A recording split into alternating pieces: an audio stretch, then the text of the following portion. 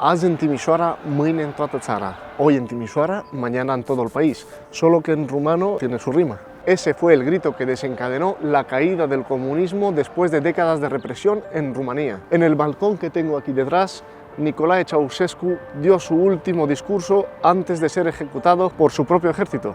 Considerând aceasta ca o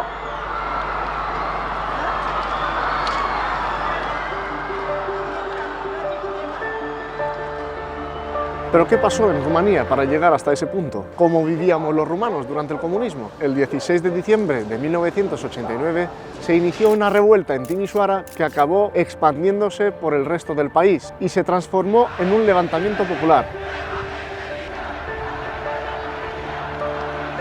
¿Cuáles fueron los motivos? Algunos de ellos fueron la brutal represión del régimen, que fue llevada a cabo a través de la Securitate, y la falta de libertades políticas y civiles, que contribuyeron a un ambiente de miedo e injusticia que encendió el deseo de cambio. Hubo mucha influencia del contexto internacional, la caída de otros regímenes comunistas en Europa del Este, como en Polonia, en Hungría y Checoslovaquia. Sirvieron de inspiración y estímulo para que los ciudadanos rumanos se levantaran contra un sistema que se había vuelto insostenible. Desgaste de liderazgo. La figura de Ceausescu se había vuelto sinónimo de autoritarismo y corrupción. La pérdida de legitimidad y el fracaso en sus políticas hicieron que sectores cruciales como las Fuerzas Armadas y algunos líderes políticos se volcaran contra él, acelerando el colapso del régimen. En resumen, la combinación de una crisis económica profunda, una represión brutal, la influencia de los movimientos revolucionarios y la represión y el desgaste del liderazgo de Ceausescu fueron factores decisivos que llevaron al colapso del comunismo en Rumanía en diciembre de 1989.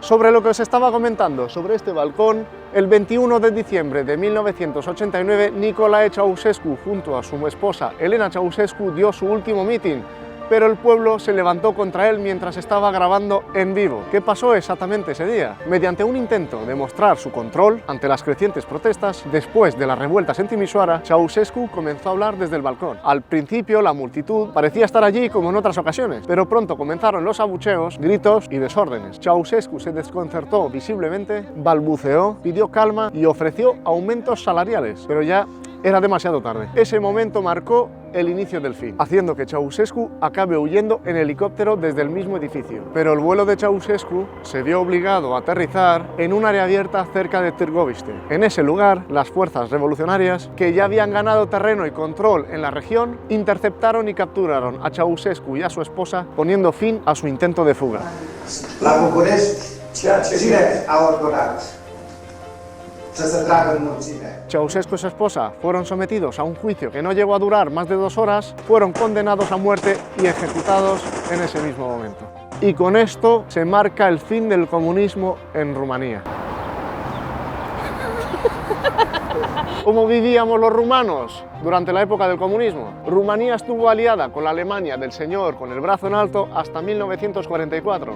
Hubo un golpe de Estado por parte del rey Miguel I, Rumanía cambia de bando y es ocupada por la Unión Soviética. Con la llegada del comunismo, el rey fue forzado a abdicar en 1947 bajo amenazas de muerte y el rey acabó viviendo en el exilio durante décadas. Gheorghe Gheorghiu Dej, un comunista leal a Moscú, se convirtió en el líder del país. Su gobierno implementó medidas extremas para consolidar el poder del Partido Comunista Rumano, PCR. Estas fueron algunas de las medidas: la eliminación de la oposición política, la colectivización forzada e industrialización acelerada, y con la muerte de Stalin en 1953, Gheorghiu Dej comenzó a alejarse de la influencia soviética, impulsando una política económica más independiente. Sin embargo, la represión interna siguió siendo brutal. En 1965, Gheorghiu Dej muere y Nicolae Ceausescu asume el poder. ¿Pero quién era Nicolae Ceausescu y cómo llegó al poder? Ceausescu nació en 1918 en un pueblo llamado Scornicești, en el sur de Rumanía. Creció en una familia pobre y dejó la escuela a temprana edad para trabajar como aprendiz de zapatero en Bucarest. A los 14 años, en 1932, se unió a las Juventudes Comunistas, un movimiento que era ilegal en ese momento, ya que Rumanía estaba en un régimen monárquico que perseguía a los comunistas. Fue arrestado varias veces por sus actividades comunistas y pasó tiempo en la cárcel entre 1936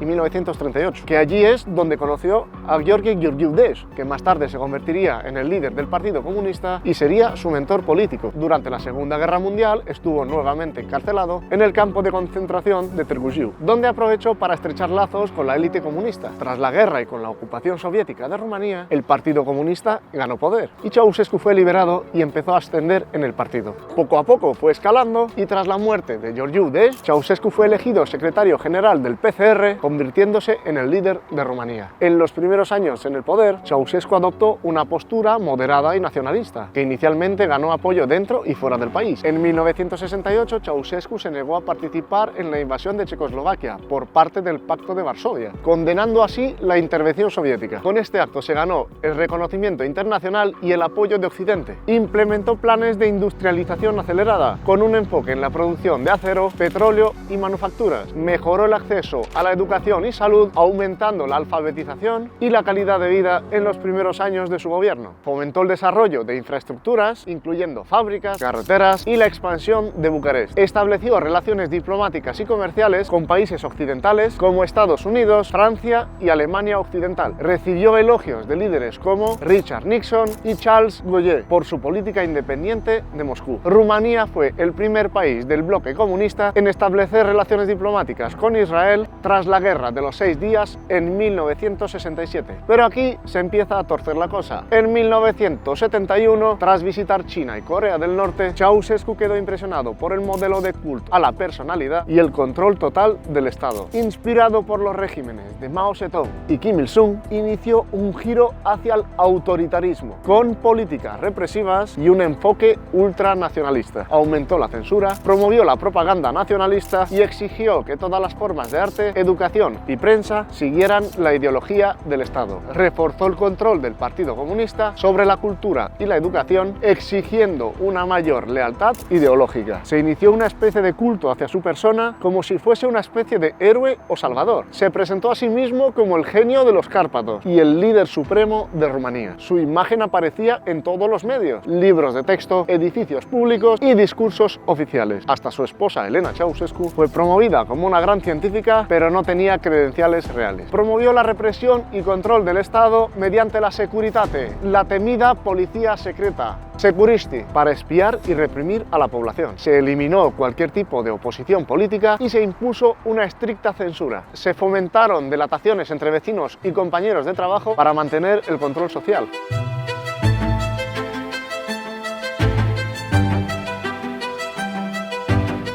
En mi experiencia personal, os puedo comentar que amigos de mis padres y familiares llegaron a ser agredidos por esa policía secreta.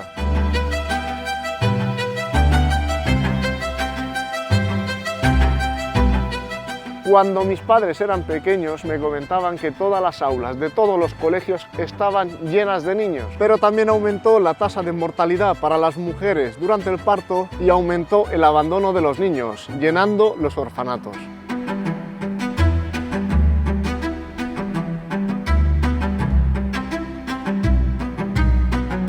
Este edificio que tengo atrás era la casa del pueblo, Casa Poporului, que ahora es el Parlamento. Es uno de los legados más desastrosos de Nicolae Ceausescu. Su construcción comenzó en 1984 y trajo enormes consecuencias negativas para el pueblo rumano. Hubo una demolición masiva de varios edificios históricos y las condiciones humanas para los trabajadores eran nefastas. 100.000 obreros y soldados trabajaron día y noche en condiciones extremas, con jornadas de hasta 16 horas diarias. Además, recibían una paga mínima y muchos sufrieron accidentes o murieron por la falta de seguridad. Mientras el pueblo rumano sufría escasez de alimentos, luz y calefacción, Ceausescu derrochaba recursos en su palacio. Se usaron 1 millón de metros cúbicos de mármol y toneladas de oro. Se importaron lujosas alfombras y candelabros de cristal de Murano y se construyeron 1.100 habitaciones y 12 pisos por puro capricho. Y mientras Ceausescu estaba rodeado de lujos, el país entero tenía cartillas de racionamiento por falta de recursos. Una situación que tenía desolada y hambrienta a toda Rumanía.